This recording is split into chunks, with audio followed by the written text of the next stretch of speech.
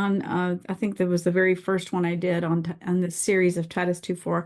I explain why you shouldn't listen to me, but you should listen, at least give ear as a new parent or even as a not new parent to the wisdom that of the ages, because that's kind of what I did was since the time I was very small. I had lots of brothers and sisters that were smaller than me, and I kind of helped raise them.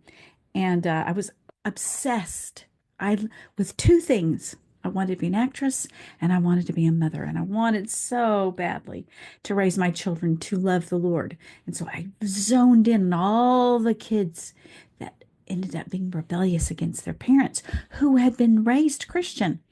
And so anyway, I thought, okay, there's got to be something that you can do to do your best to keep your children loving the Lord. And so anyway, that's what spurred on this series is people were asking me what my advice was because my mom raised six really good kids, and my three kids have stayed with the Lord. And so there was something I learned that was right.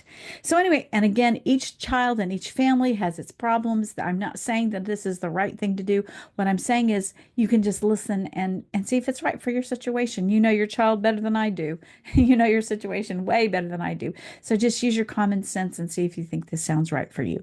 So, okay. So today we're going to talk about confidence versus arrogance versus being humble. So, what we really need to do is we want to raise our children confident and humble. But very often, the things that we are told to do actually make our children arrogant and they make them dysfunctional, honestly. A lot of what we were raised in, oh, self-esteem, women's, kids' self-esteem. You gotta make sure your kids have self-esteem, which they just did it wrong. They didn't know quite what they're doing. They ended up making a bunch of snowflakes, and we don't want our children to be snowflakes. So, okay, let's just first start because this is going to be kind of short and to the point. So, confidence, in my opinion, and this is my definition I'm using, is when children are raised where they are not afraid of responsibility, that they feel they're not afraid of people, they're not afraid to fail. They feel like when you give them something to do that they can do it. Okay, and being humble, let's give the definition for being humble. So many people think humble is when you go, oh no, I can't do that. I'm humble. And they just seem like they seem incompetent, or they try to make it look like they're not good, that they're bad people. And that's not what humble is. Um, I think Chesterton, G.K. Chesterton, and I'm pretty sure it was Kraft, Peter Kraft, who explained one of the best ways of explaining what true humbleness is. Humbleness is not putting yourself down, and that's not raising yourself up. Being humble just means you're not even aware of yourself. You just live in kind of a unself-aware situation. And it is uh, enjoying things. Because a lot of, okay, let me put it this way. I was raised with the Fonz and what was the Happy Days, and the Fonz was always cool, and that was the main thing. Everybody wanted to be cool. Everybody didn't want to seem different. They were all fell in line with being cool, and that meant listening to rock music, and it meant you just were unaffected. You didn't like your parents, and so that is not what I would say you want your children. There is you don't want to be cool. That a person who's confident and humble doesn't care about being cool and doesn't care. They're just not focused on themselves. So, okay, that's the first the thing definition I wanted to give. Now, you can be both confident and humble at the same time. That is your target point. You want to make sure your kids are confident and humble and teach them to have awe of the world. That's one of the ways you can make them both confident and humble. Teach them that it is so exciting to learn that God is so great. And when someone else has a success, you rejoice with them. And you don't you don't live jealous of other people. I remember when I was a kid and another child's parent was watching somebody jog and they were quite overweight.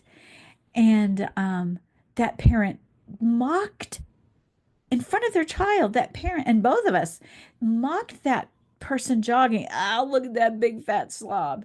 And I thought, well, that's so mean. Hey, at least that guy's out jogging. We should be clapping.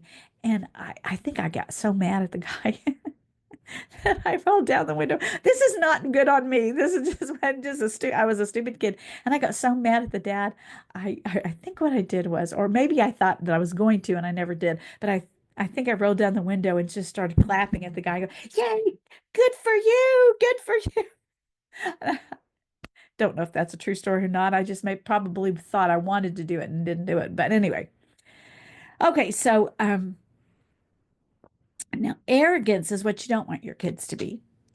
And the interesting thing about arrogance is a lot of times, not always, but a lot of times arrogance is a fruit of fear and having poor self-esteem because people put on when they feel really bad inside, then they can put on airs and oh yes, we're just as good as you. Oh, I'm going to wear the most expensive shoes and I'm going to wear them and I'm going to live in an expensive house because uh, you know and they a lot of people who are arrogant want the things around them to to uh, make them feel good about themselves instead of it being inside. And so, really, inside they have a lot of fear and poor self-esteem. So, okay, we don't want arrogance. We want humble and confident. Okay, now I want to start with the things that do not give children confidence. Now, I need to be careful with how I say it because it could be taken wrong. But what happens if a helicopter parent, and I mean when the children are very young, they take away all choices for the child and they make all the choices and they hover over children so that they can't make any decisions and they can't fail. They can hardly skin their knee. Their parents are constantly trying to have childhood bumps and bruises and failure. They want to keep their kids from failure. And that ends up actually taking away children's self-confidence. And then when a child, see, children are pretty smart. By the time they're um, in elementary school, what happens is then they go and they do a race, and then everybody gets a prize. Yay, you were in the race, you tried, blah blah blah. Well, I would say first grade, that's okay. But once they get older, they need to feel the pain of failure because that teaches them to try harder next time. And it is okay for them to fail. Failure teaches children so much.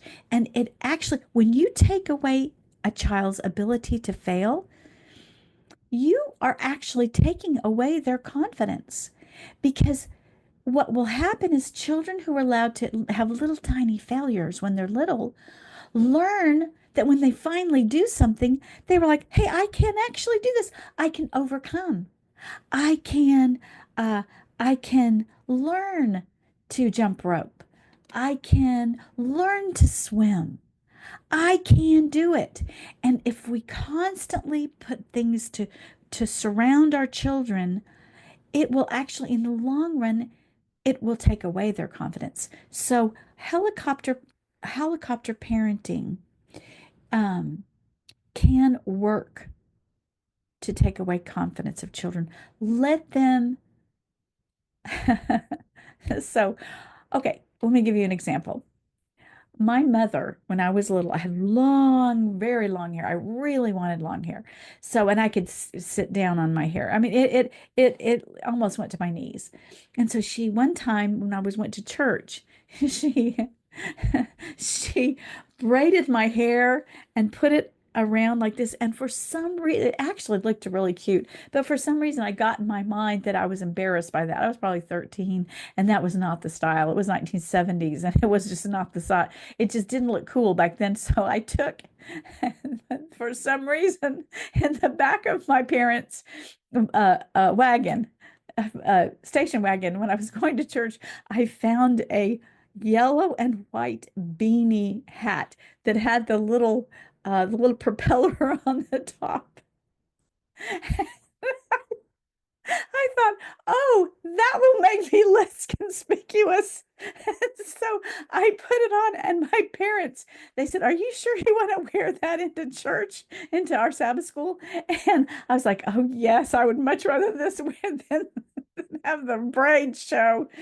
And so I put that on, and my parents just let me, they just let me go in to church like that. And that was very smart of them because I have never been so teased, probably. But I had to learn. And you know what? I was very embarrassed by what I did. I went outside, I took off the beanie, and I learned a very important lesson. And that is, sometimes you just got to do what you don't want to do because you're going to make it worse if you try if you try to. Sometimes we're kind of stupid, and I learned I was kind of stupid.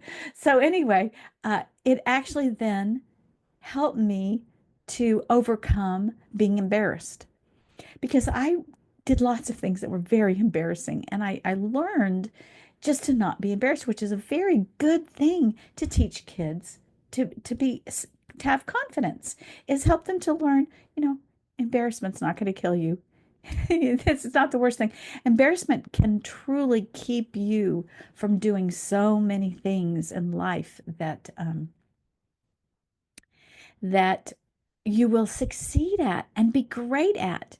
And so teach your children from the time they're little to to it's okay. You will survive embarrassment. Okay, and so you don't want your kids to be unsure of making decisions. So don't helicopter. Okay, now, and don't give them the excessive compliments because kids can eventually see through that. And if they don't, it's even worse because then they really think that they're that great. And when I used to teach art for children, lots of kids get so mad because the first time they do their art, they look at and they see that it's not as good as the teacher, and they get so mad. I wanted to do it as good as that. Well, they just can't. And so I used to say, "Oh, but yours is great," and blah, blah, blah, blah. And I finally quit doing that. I said, "You know what? That is a wonderful first try." I used to be that. Mine used to look just like that. If you want to do anything well, you have to really work at it. And I mean work at it where sometimes you don't want to work at it. And it gets tough. But you know what? You will like it. Just push through that tough time and you'll like it when you get on the other side of it. And so that was one of the ways I handled it, because what you don't want to do is make your children feel foolish, because eventually they'll start to go, and I don't believe any of this. I don't believe any of the compliments. They're just being silly. And the worst is, like I said, the worst is if they actually do believe it. How do you combine a confident child with a humble child? You need to allow children to fail, and then try to allow them to figure out how to succeed. When kids are like, oh, let's just say they're on the playground and they would like to climb up the climbing wall. And a lot of parents will just hover over them and go, "Oh, oh, here, put your foot here. Put your foot there. Oh, and hold on." And they'll sit there and coach them to the point where the child doesn't learn. Let the child, you don't want them to fall, obviously. Just stand nearby and just, hey. And if they ask you, "What should I do?" Give it, but only give how, well, put your foot here. Only suggest it if they really, you see they can't figure it out, or they ask you, and you don't want them to ask you too much. They should try a little bit, and then you can encourage them to try. Oh, what do you think you should do? Oh, you probably need put your foot someplace. Where would that someplace be? Kind of encourage them. And the bigger one, I wanted to give that little one, and the bigger one I wanted to give is a suggestion is give them chores. Give them responsibility.